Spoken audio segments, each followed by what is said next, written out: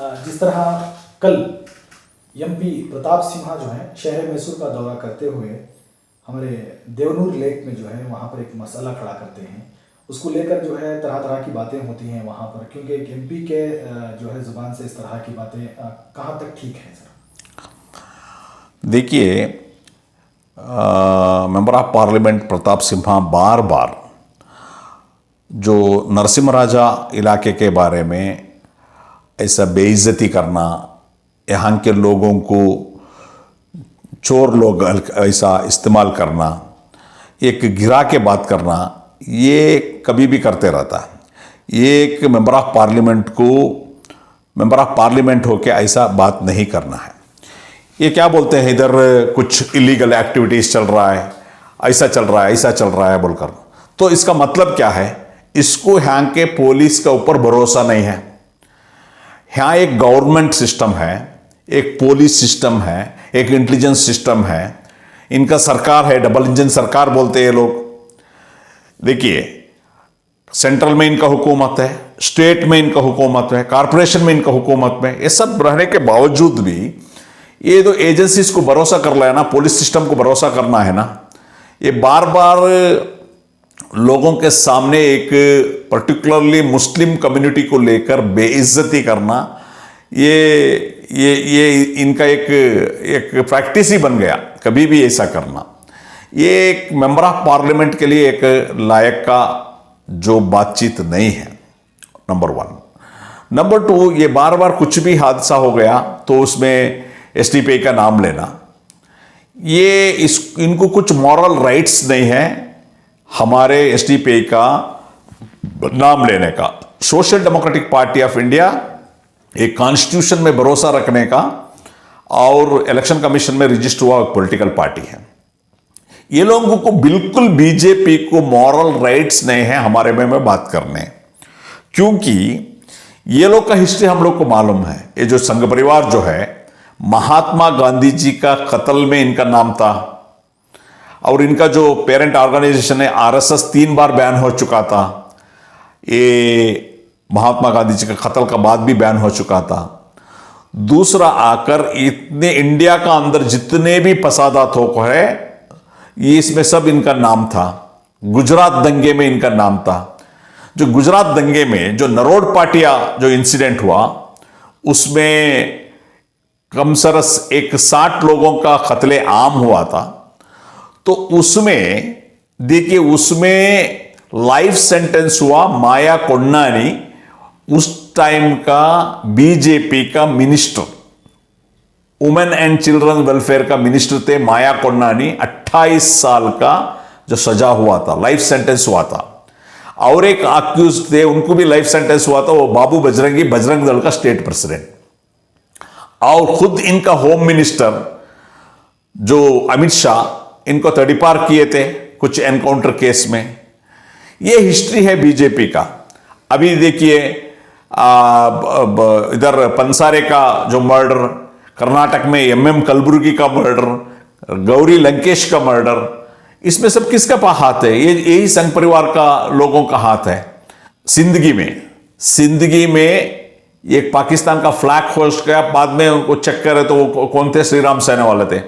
जो सिंदगी जो flag host का जो मुजरिम था, अक्यूज था, वही आज गौरी लंकेश का मर्डर में एक मुजरिम, एक अक्यूज्ड है।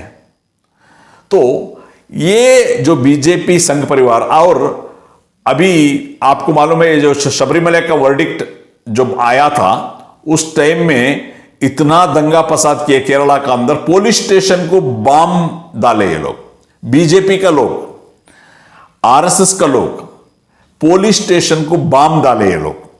ये लोग हम लोग को बोलते हैं, हमारे बारे में बात करते हैं।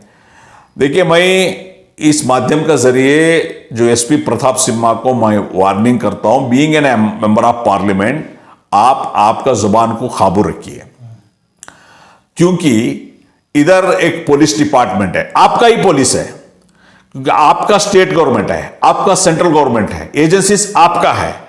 आप as a member of parliament, आपको भरोसा रखना चाहिए कोई एजेंसीज के बारे में, पुलिस के बारे में, पुलिस का जो कार्रवाई का जर्म, इसमें दूसरा हुकूमत नहीं है, कांग्रेस हुकूमत का नहीं है, दूसरा कुछ हुकूमत नहीं, खुद आपका ही हुकूमत है। तो ये क्या है, ये बोम्माई से भरोसा नहीं रखते, बोम्माई के खिलाफ है, कभी भी स्टेट गवर्नमेंट का खिलाफ है। प्रताप सिम्हा जो है स्टेट गवर्नमेंट का खिलाफ है। आपको एग्जांपल मैं बताता हूं, इधर उनका एमएलए नागेंद्र का साथ झगड़ा करना, उधर स्टेट गवर्नमेंट ने बनाया हुआ एक बस स्टैंड है, वो बस स्टैंड को तोड़ने का बात करना, रामदास से झगड़ा करना, उधर उनका बीजेपी का एमएलए अपच्चू रंजन है सोमारपेट में, उनका खिलाफ करना, केजी बोपैया का खिलाफ करना, स्टेट गवर्नमेंट का खिलाफ बात करना, ये सभी चीज है। यानी कि स्टेट गवर्नमेंट का खिलाफ ये बार बार इस आवाज करते रहता है, इसका बीच में एसडीपी को ये लाता है। तो मैं इसको कंडेम करता हूं।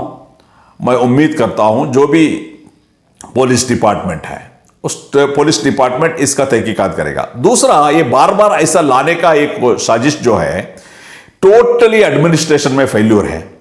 40% कमीशन में बहुत बड़ा एक हंगामा हुआ है। दूसरा, अभी अभी वोटर का नाम चुराए वो लोग हैं, ये लोग जो बीजेपी का जो लोग जो है, कितना जालिम ये लोग हैं। वोटर का नाम चुराते हैं ये लोग, डर के। ये लोग को इलेक्शन सही तरीके से फेस करने का ताकत नहीं है, इलेक्शन को सही तरीके से डेमोक्रेटिक वे में फेस करने के लिए तैयार। इसलिए कुछ एजेंसीज को ये लोग छोड़ के वोटर का नाम चुराते हैं। उसमें अश्वत्थ नारायण जो मिनिस्टर है उनका नाम है, उनका चेक मिला है वो ऑफिस में, उनका लेटरहेड मिला है वो ऑफिस में। इतने सारे टोटल एडमिनिस्ट्रेशन में फेल्यूर है, करप्शन है। ये सब रखते हुए लोग अवाम का जो असल मुद्दे को डाइवर्ट करने के लिए प्रताप सिन्हा ऐसा बात करते रहते हैं। तो आप नरसिम्हा राजा कॉन्स्टिट्यूंसी के बारे में बार बार बोलते रहते हैं। तो अगर आपको ताकत है, आप एक काम कीजिए, आपका मेंबर ऑफ पार्लियामेंट कॉन्स्टिट्यूंसी से नरसिम्हा राजा को निकाल दीजिए, नरसिम्हा राजा को निकाल को काम करिए। वो तो काम कीजिए आप, वो काम नहीं करेंगे, बार बार मुसलमानों को गिराने का काम करेंगे, बेइज्जती काम करने का करेंगे। ये तो एक वोट पोलराइजेशन का एक काम है। अगर आप मेंबर ऑफ पार्लियामेंट है, आप डेवलपमेंट का बात करो। आप अगर डेवलपमेंट का बात करते हैं तो हम सभी तमाम लोग आपको सपोर्ट करेंगे। ये छोड़ के पोलराइजेशन के लिए आप हिंदू मुस्लिम नरसिम्हा राजा को बेइज्जती करेंगे, नरसिम्हा राजा कॉन्स्टिट्यूंसी को बेइज्जती करेंगे, या का लोगों को बेइज्जती करेंगे, ये आपका खुद का गवर्नमेंट को बेइज्जती किया जैसा ही है। इतना ही बताना चाहता हूं। Thank you.